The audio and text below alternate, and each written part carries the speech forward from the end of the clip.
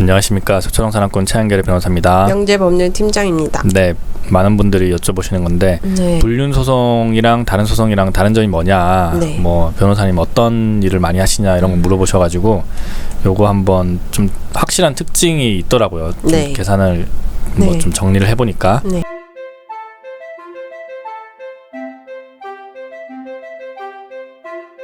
일단 다른 소송이라고 하면은 뭐 그냥 대여금 반환 청구 소송 아니면 건물 명도 청구 소송 뭐 이런 것들을 쉽게 생각하실 수 있잖아요. 돈 내놔라, 뭐 집 돌려달라, 뭐 이런 것들이 있을 거예요. 뭐 근데 이 불륜 소송은 법리도 법리지만 이제 사실 치정 싸움이잖아요. 그렇죠. 그러니까 정말 진흙탕 싸움이에요. 증거가 없어도 있다라고 하면서 막 글을 씁니다. 뭐 내 남편과 내 불륜녀는 뭐 7년간 만났습니다. 막 이런 글을 막 써요. 그럼 뭐 저희 의뢰인이 그 서면을 받고 막 화를 내세요. 막 이거 인정되는 거 아니에요? 막 이러는데 그 이제 고도의 트레이닝을 받은 재판부는 그런 거를 신경을 안 쓰죠, 당연히. 그런 건 다 걸러내고 부정행위를 했다 정도만 판결문에 적는데 막 이런 거 막 쓰다 보면은 좀 굉장히 기분 나쁘잖아요. 그러니까 막 진흙탕 싸움이에요. 없었던 일도 막 내고. 하나 기억나는 게 막 우리 애들한테 물어봤더니만 피고를 알더라. 피고 뭐 별명도 부르더라. 피고랑 같이 뭐 어디도 갔다더라. 뭐 이런 얘기를 막 하고 막 그런 얘기도 써놔요. 인신공격적인 그런. 그래가지고 물어봤어요. 저희 의뢰인한테 당신 그쪽 아이들이랑도 놀았어요 했더니만 아이들 한 번도 본 적 없대요. 한 번도 본 적 없고 하는데 그럼 아이들이 그럼 거짓말을 하는 거냐 했더니만 그럼 아이들이 도대체 어떤 거짓말을 하는 건지 되게 궁금하더라고요. 그래서 그런 것도 막 써놓더라고요. 써놓고 막 이상한 글도 써놓고 또 그 우리 부부관계가 안 좋으니까 누군가 바람을 필 거 아닙니까? 근데 부부관계가 너무나 좋았대요. 우리는 너무 좋았고 너무나 행복했다라는 글을 막 써놔요. 그래서 온갖 글들이 많기 때문에 이제 법리보다는 그냥 진흙탕 싸움이다라는 좀 특징이 있더라고요. 그리고 다음으로 이제 개인사가 좀 많이 드러나잖아요. 그러니까 원고, 피고 이런 것 분들이 굉장히 예민하신 분들이 많아요. 이제 어떻게 보면 내 개인의 역사잖아요. 그쵸. 이런 내용들이 다 드러나야 됩니까? 뭐 말씀해 주시는 분들이 있어요. 너무 부끄럽다. 그리고 또 나 좀 공인인데 이런 내용들을 다 좀 말씀드려도 될까요? 이렇게 말씀을 먼저 주세요. 그래서 저희도 좀 걱정이 되는 그런 부분이 있으면 일부러 좀 덮고 얘기를 안 하거든요. 뭐 특히 원고 소송 있을 때 쓰면 좋죠. 쓰면 좋은데 뭐 내 아내랑 그쪽 남자랑 상간남이랑 어디서 성관계를 했더라 뭐 이런 것도 막 쓰거든요. 쓰면 좋은데 내 아내가 공인이야. 되게 좀 높은 뭐 공무원이야. 그러면은 그런 것들이 드러나면은 좀 문제가 되지 않습니까?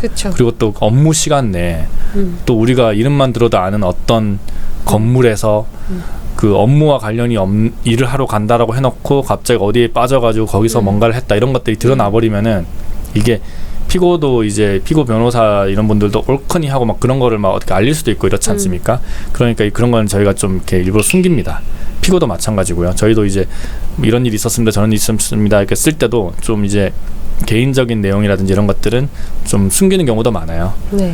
그리고 마지막으로 좀 이제 좀 특징이 좀 가장 굉장히 큰 특징 이게 정신병원에 다니시는 분들이 꽤 많습니다. 네, 원피고를 떠나가지고 이게 정신적 피해를 내가 받았다라고 청구한 위자료 소송이잖아요. 그래서 저는 아직 안 당해봐서 잘 모르겠는데 내 배우자가 바람을 폈다라고 하면은 그 정신적 고통이 굉장히 심하다라고 하더라고요. 한번 전 남친이 바람 핀 적 있어요?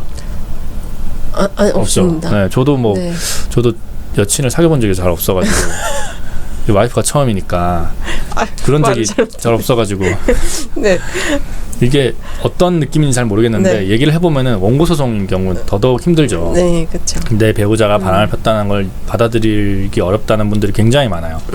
근데 최근에 또 한 분 되게 긍정적인 또 분을 한번 보긴 했습니다. 다시 두 분이서 같이 오셔가지고 내 배우자랑 다시 함께 살고 싶다, 잘 살겠다라고 마음을 굳혀가지고 오신 분도 계시더라고요. 그런 분들은 굉장히 좀 박수 쳐주고 싶고 그런데 거의 대부분 정신적으로 힘들어하세요. 그리고 또 웃긴 게 다들 이제 원고 소송을 진행하시는 분들만 정신적 피해를 받았다라고 그러시잖아요. 근데 이게 아니에요. 또 이게 피고도 정신적 스트레스를 굉장히 많이 받습니다. 어떻게 보면은 이거는 죄책감을 안 가질 수가 없잖아요. 그렇죠. 이것도 어떻게 보면 범죄, 예전에 범죄였잖아요. 간통죄가 있었을 때로 생각해 보면 범죄이기 때문에 뭐 사람들 당연히 인간으로서는 범죄를 저지르면은 죄책감을 느끼잖아요. 그러니까 피고들도 은근히 굉장히 많아요. 제가 봤던 피고들 중에서 거의 대부분이 그냥 미안하다, 너무 힘들다, 내가 왜 그런지 모르겠다, 막 이런 말씀을 하시지.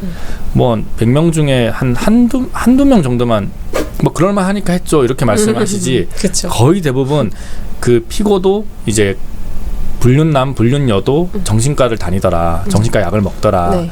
그래서 다 기록 남고 그다음 그 약 먹으면은 계속 끝까지 먹어야 된다 그러길래 안 가시는 분도 있는데, 요즘 정신과가 또 그렇지 않잖아요. 네. 좀 다니면서 도움을 받는 것도 좋고요. 네. 그만큼 저희가 이제 소송하다 보니까 6명인가요? 그 6분이 돌아가셨거든요. 좀 극단적 선택을 하셔가지고 그 이제 좀 안 좋은 일도 계시는데, 여러분들만 힘들거나 그러면은 언제든지 이제 저한테 연락 주셔도 되고, 그리고 병원에 도움을 받는 것도 굉장히 좋으니까 네. 좀 이상한 생각은 절대 하지 마세요. 네. 하지 마시고, 아무튼 이게 맨 마지막 그 특징이 다른 소송과도 굉장히 큰 차이점인 것 같아요. 그쵸. 이게 네. 정신과에 다니시는 분들이 굉장히 많다. 네. 원고, 피고 그 통틀어서 네. 네, 이런 특징이 있었다는 것 좀 말씀드리고 싶어가지고 영상을 찍게 됐고요. 네.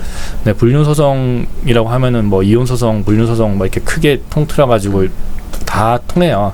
이혼의 원인이 불륜이었다라고 한다면은 이제 불륜 소송인 거니까요. 네. 여러분들 그런 소송에 휘말리셨더라면 언제든지 저를 찾아주시면 감사하겠습니다. 지금까지 서초동 사람권 최한결 변호사였습니다. 명재법률 팀장이었습니다. 네, 감사합니다.